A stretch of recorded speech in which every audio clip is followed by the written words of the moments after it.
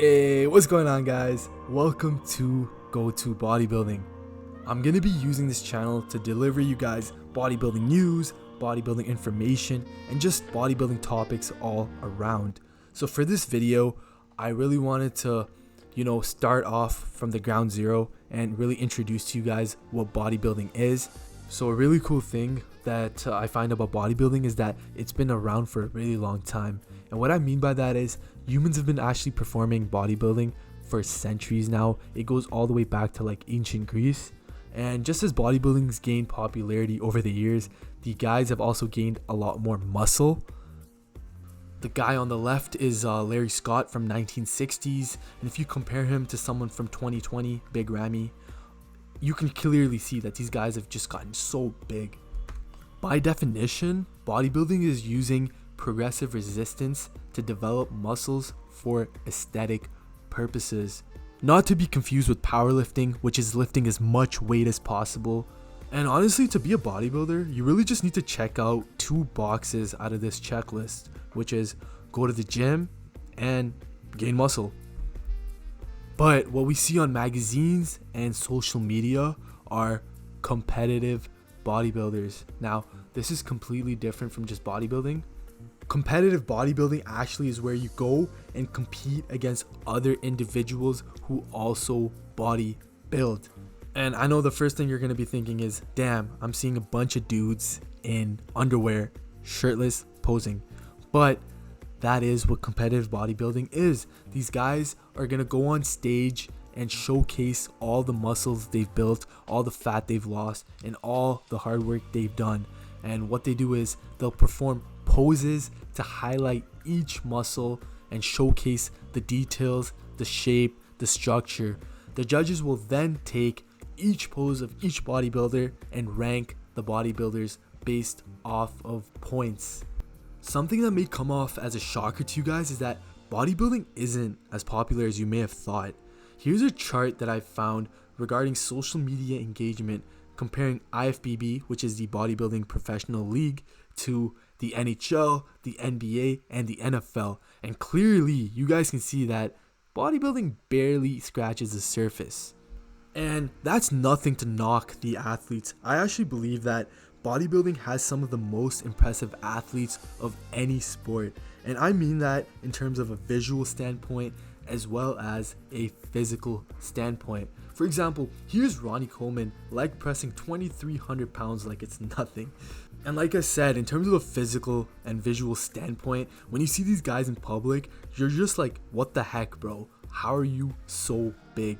It just looks like someone was made in a lab, something like the Incredible Hulk, But these guys are usually rocking 4 to 5 XL t-shirts, as well as weighing like 290 plus pounds of muscle. Like, it's something very little humans can do.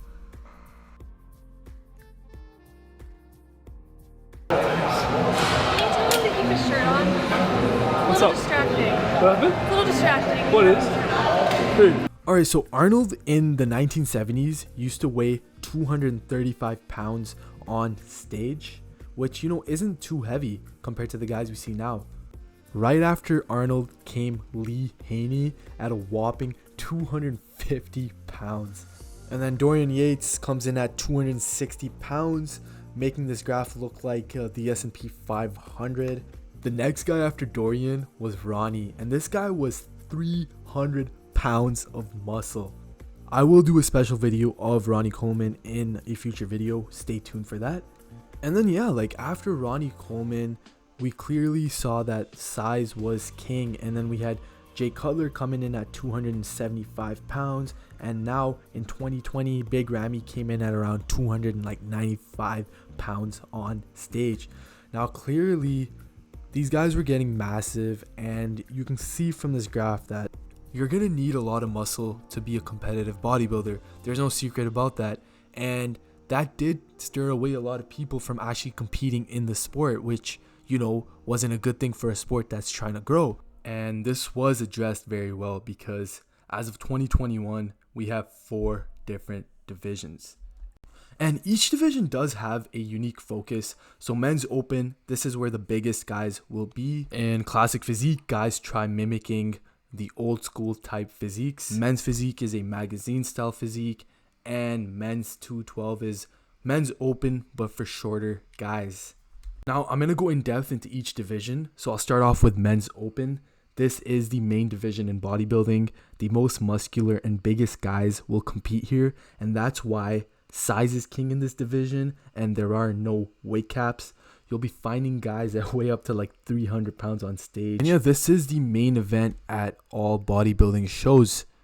I'd like to highlight some notable names that have won multiple Olympia titles. In front of you is Ronnie Coleman, an 8-time Mr. Olympia title winner. He was 300 pounds on stage shredded, and he had that freak factor that we still haven't seen to this date. He is arguably the greatest bodybuilder of all time. Next up is Lee Haney. He also won 8 Mr. Olympia titles, and this was before Ronnie. And of course, he's also regarded as one of the greatest to ever do it. I'm sure you guys are waiting for this one, and this is Arnold Schwarzenegger, a 7-time Mr. Olympia champion, Hollywood star, and a governor. Arnold has done a lot in life and still continues to play a large part today in globalizing bodybuilding. Last but not least, Dorian Yates. He set the trend of what we call the mass monster by coming in so big in size as well as coming in very lean. Now we're going to take a complete shift and talk about men's physique. Men's physique is made for guys that have a athletic and less muscular physique compared to open bodybuilders. Now, these guys wear board shorts because legs aren't judged in this division, and it goes for more of a magazine style physique. And like, if you compare these guys to the open bodybuilders, it's a complete contrast. And honestly, more people preferred to have a look of the guys that are in men's physique because it was a more realistic and healthier approach to compete in the sport. And guys, size isn't correlated to effort. What actually comes down to gaining muscle is your genetics to put on size. And oftentimes, most people will not have the genetics to reach 250, 300 pounds, no matter how much effort they're putting in the gym as well as their diet.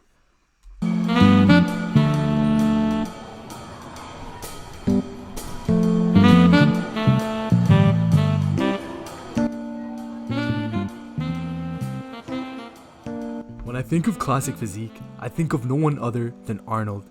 Classic physique takes us back to the golden era days where physiques were much more aesthetically pleasing. Unlike men's physique and men's open, classic physique has a weight cap based on each competitor's height. The reason being is, with a weight cap, you're allowing competitors to develop their body as much as they can within the weight limit for their height. If you watch these guys pose, you're gonna notice that their physiques are very symmetrical, very conditioned, which means lean. They have a good size and overall shape. It's like taking the aesthetics from men's physique and the size from men's open bodybuilding and putting them together. It's always been hard for shorter guys to compete against taller guys in bodybuilding. This is why 212 was introduced. 212 is just like the open division, but made for shorter guys to compete in. The guy you see in the middle is Sean Clarita, and he's only 5'2". There's no set age on when you can start bodybuilding. Some bodybuilders start at 13, some start at 21. And like other sports, you'll start off as an amateur with the aim to hopefully become a professional. To be a pro bodybuilder, you need to earn the IFBB Pro card, and this is done by competing at pro qualifying shows. Of course, you have to work your way up to be able to compete at these shows. And of course, you have to win shows in the lower ranks to even be able to qualify to compete to get your pro card. So it isn't an easy journey. When guys win their pro card, another journey starts, and that is to qualify for the Big O, the Mr. Olympia contest, which is the Super Bowl of bodybuilding. So as a pro, you get the opportunity to compete at pro shows. This is where you get to compete against other people that hold the IFBB Pro card. The first place winner automatically qualifies for the Mr. Olympia contest, while the other 4 guys earn points to hopefully qualify. Competitors that place top 5 in the previous year Olympia are also automatically qualified. So the way to qualify for the Olympia, if you haven't won a pro show or you haven't placed top 5 in the previous Olympia, is done by using a standings system.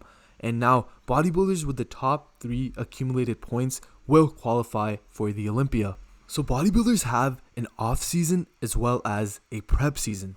Let's talk first about the off season. Now, off season is a time where bodybuilders take time off to rest, recover, as well as pack on size for the next season.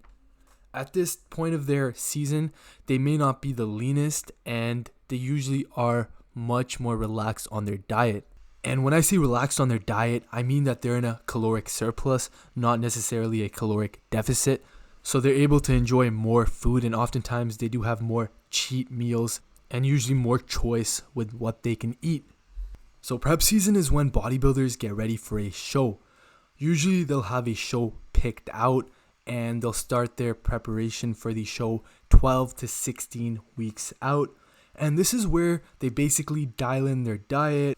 Their training always stays hard, so that doesn't really change from prep to off season. They also introduce more cardio, and they'll also add more anabolics. So you guys can clearly see that Chris Bumstead here is much more leaner in his prep season. You can see much more veins and much more vascularity. And this is the difference we usually see between off season and prep season. A thing everyone's usually curious about in bodybuilding is how much do bodybuilders make? And guys, it's very hard to calculate an average for bodybuilders because they rely on so many different sources of income.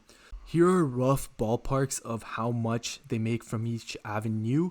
Of course, you can have more avenues, less avenues. It all depends on the bodybuilder themselves. Bodybuilders also get paid from shows, but it's very, very little. Unless you're coming first place in men's open, you're not really taking home much money, because first place men's open, as you can see, takes home $400,000, which is the best and biggest bodybuilder in the world. And then classic physique, they take home $30,000, and men's physique take home $35,000. So if you're not getting first place, competing isn't profitable. But yeah, guys, this is it for the video. And I want to say that I really believe that bodybuilding will keep growing and possibly become mainstream. It's gaining traction more and more every year, and with the addition of the new divisions such as classic physique, men's physique, more people have been given an opportunity to compete. Now, if you really enjoyed this video, please make sure to leave a like and comment down below any topics you'd like me to cover. And that's it for this installment. I'll see you guys in the next video.